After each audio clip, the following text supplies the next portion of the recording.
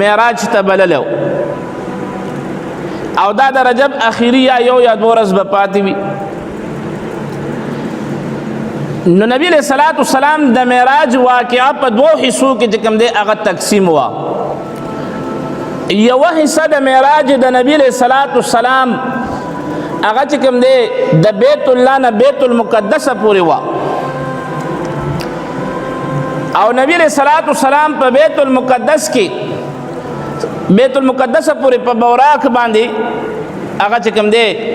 هغه تلو او نبی علیہ الصلوۃ والسلام د بیت الله نه تر بیت المقدس پورې عجایبات هغه کتلو. او دویمه حصہ د بیت المقدس نه اول اسمان ته دویم اسمان ته دریم اسمان ته څلورم اسمان ته تر کومې الله غوښتل تر هغې الله خپل محبوب محمد رسول الله بللی دی.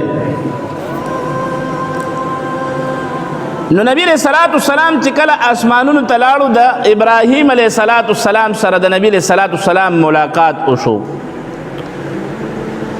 نبی علیہ الصلوۃ والسلام ته ابراهیم علیہ الصلوۃ والسلام ته فرمایي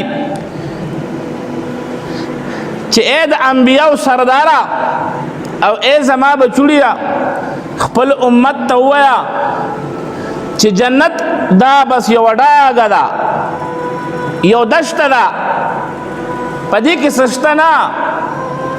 پدې کې ځان لخپل هغه چې کوم دی کارونده پدې کې ځان تخپل بلډینګ وغیرہ بنگلې هغه جوړوي او د جنت تعمیر او آباده هغه سبحان الله الحمدلله استغفر الله الله اکبر د الله تعالی تسبیح ده د الله تعالی پاکی ده او ذکر او اذکار ده د الله بندگی ده. او حدیث کې راځي چې د یو سبحان الله په وجه باندې الله جل شانه